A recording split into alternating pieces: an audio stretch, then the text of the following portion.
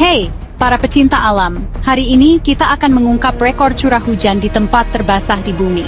Selamat datang di Mawsynram, sebuah desa di India yang memegang rekor curah hujan tertinggi di dunia.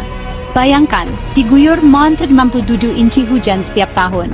Rasanya seperti air terjun di atas kepala, terus-menerus. Terletak di negara bagian Meghalaya, India Timur Laut, Mawsynram mengalami hujan tanpa henti, karena letaknya yang unik. Teluk Benggala di dekatnya dan perbukitan di sekitarnya menciptakan badai yang sempurna, sungguhan. Tapi, ada yang menarik. Penduduk setempat sudah ahli hidup di negeri ajaib yang berair ini. Mereka membuat perisai hujan khusus dari bambu yang disebut nup agar tetap kering. Dan ya, rumah mereka super tahan air.